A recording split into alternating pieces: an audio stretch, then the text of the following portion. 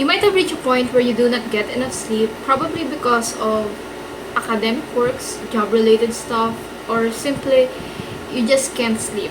It's important to know when to seek professional help and what to expect. Hi, I'm Mai, a BS Psychology student from Cavite State University main campus, and I am here to talk about the circadian rhythm sleep disorder and non-rapid eye movement sleep arousal disorder. Our brains have a mechanism that keeps us in sync with the outside world. It is responsible for sleep-wake schedule called the circadian rhythm. It is your sleep-wake pattern over a 24-hour day. When not right, circadian rhythm can actually lead to sleep disorders. What is it exactly? Let's unpack that. It is characterized by a disturbed sleep, pwedeng insomnia or excessive sleepiness during the day, brought on by the brain's inability to synchronize its sleep patterns with the current patterns of day and night. There are several types of circadian sleep disorder. Number 1 is a jet lag type. As its name implies, it is caused by rapidly crossing multiple time zones. So if you travel a lot, you are more likely to experience this. And this could actually alter your circadian rhythm. Next is the shift work type. Sleep problems are associated with work schedules. Isang magandang example nito ay ang ating mga bayaning puyat o mga call center workers. They usually work irregular hours, so as a result, they may have problems sleeping or experience excessive sleepiness during waking hours. So both of these are connected to external factors such as long-distance travel and work. So how about the other factors? Third one is the delayed sleep phase type. Kaya tawag din silang extreme night owls. This is where sleep is delayed or there is a later than normal bedtime. Next is the advanced sleep phase type o yung mga early to bed and early to rise. For example, ay mga natutulog sila ng 6 p.m. and then magigising sila ng around 4 a.m. Next ay ang irregular sleep-wake type. Ito naman ay yung paiba-iba ang sleep cycle or yung pattern ng tulog nila. Pwedeng nagigising mayat maya or iba-iba ang oras ng tulog. Lastly ay ang non-24-hour sleep-wake type.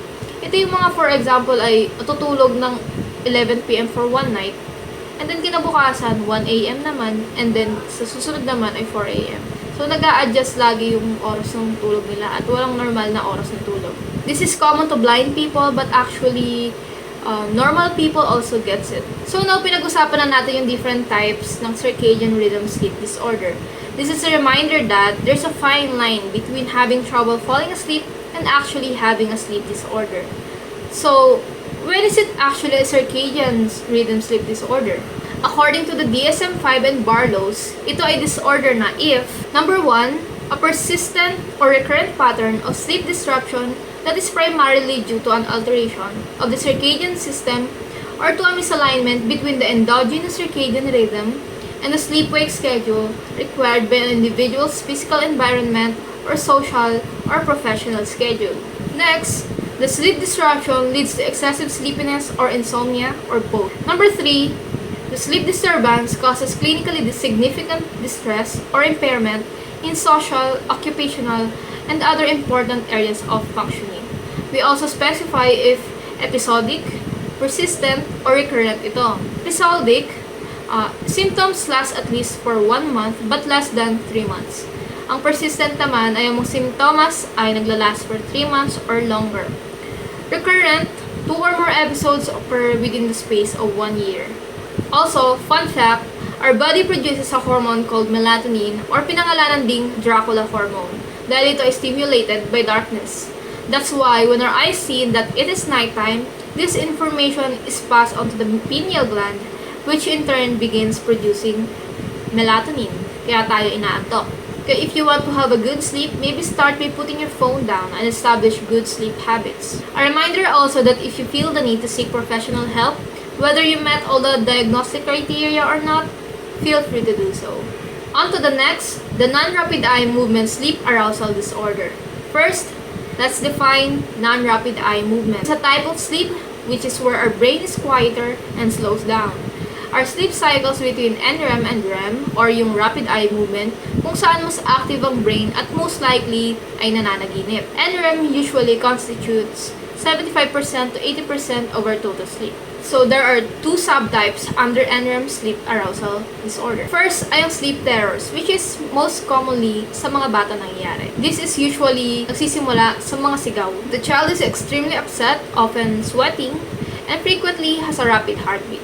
On the surface, sleep terrors appear to resemble nightmares. The child cries and appears to be frightened, but since nangyayari ito during NREM, ito ay hindi panaginip. During sleep terrors, children cannot be easily awakened and comforted as they can during a nightmare. Hindi natatandaan ng mga bata ang kanilang sleep terrors kahit na observable ang takot nila. This is one of the differences with nightmares. Kasi sa sleep terror, wala silang natatandaan. Pero sa nightmare, kahit papaano ay marirecall nila dahil nakakatakot ito. Onti lang ang nalalaman about sleep terrors, although several theories have been proposed, including the possibility of a genetic component. This is because the disorder tends to occur in families. One approach to reducing chronic sleep terrors is the use of scheduled awakenings, wherein ini-instruct yung parents na gisingin yung anak na nakaka-experience ng sleep terrors approximately 30 minutes before mangyari ang episode. Yes, may time siya kasi ang sleep terror ay nangyayari usually sa same time sa gabi. Next ay ang sleepwalking. It might surprise you to learn that sleepwalking, or also called as somnambulism, occurs during NREM sleep. Similar siya sa sleep terror, hindi involved ang dream dito. In short, sleepwalkers probably are not acting out a dream. DSM-5 criteria for sleepwalking require that the person leave the bed. Although less active episodes can involve small motor behaviors such as pag-upo sa bed, pagkuha ng blanket nila, or ang pag-simple gesture. Because sleepwalking occurs during the deepest stages of sleep, waking someone during an episode is difficult. If the person is wakened, she typically will not remember what has happened. Ito ay similar kapag ginigising tayo habang ang lalim ng tulog natin. Sinasabihan tayo na minsan gumalaw daw tayo, tinignan natin sila, pero tayo wala tayong maalala. It is not true, however, that waking a sleepwalker is somehow dangerous. This is according to the DSM-5. Na-debunk ang ating belief na kapag ginising natin ng mga sleepwalkers ay aggressive or defensive ang kanilang reaction. This is debunked by the DSM-5. Although, we do not yet understand why some people sleepwalk, although factors such as extreme fatigue, previous sleep deprivation, the use of sedative or hypnotic drugs, and stress have been implicated. Fun fact again, there's an interesting case. A man drove to his in-law's house, succeeded in killing his mother-in-law, and attempted to kill his father-in-law. Pero na-acquit siya and used sleepwalking as his legal defense. These cases are still controversial, although there is evidence for the legitimacy of some violent behavior coinciding with sleepwalking episodes. So medyo nakakatakot din pala kapag sleepwalker ka.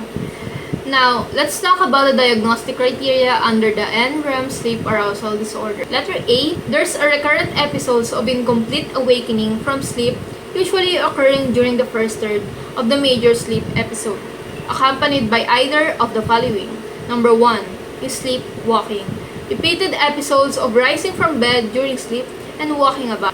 When sleepwalking, the person has a blank, staring face, is relatively unresponsive to the efforts of others to communicate with him or her, and can be awakened only with great difficulty. Next ay ang sleep terrors.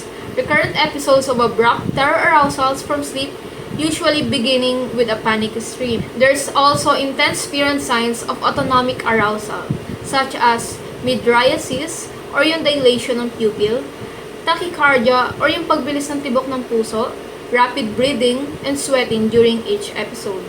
There is relative unresponsiveness to efforts of others to comfort the person during the episode. Letter B ay ang no or little dream imagery is or kung meron mang nare-recall ay single visual scene lamang. Amnesia for the episodes is present. Letter D, the episodes cause clinically significant distress or impairment in social, occupational, or other important areas of function. For example, natatakot ka na matulog kasi baka nangyari ulit yung ganung episode. So, because of that, nahihirapan ka na matulog, nahihirapan ka na mag-function, and so on. Next, Kailangan walang impluensya ng substance or kahit anong medication para ma-explain yung sleepwalking or sleep terror. Lastly, if ever na merong other mental or medical disorders, dapat na hindi ito connected or hindi nito ma-explain kung bakit nagkakaroon ng sleepwalking or sleep terror. So, yun lang. Once again, I'm Mai, a BS Psychology student from Cavite State University. And that's all. Thank you.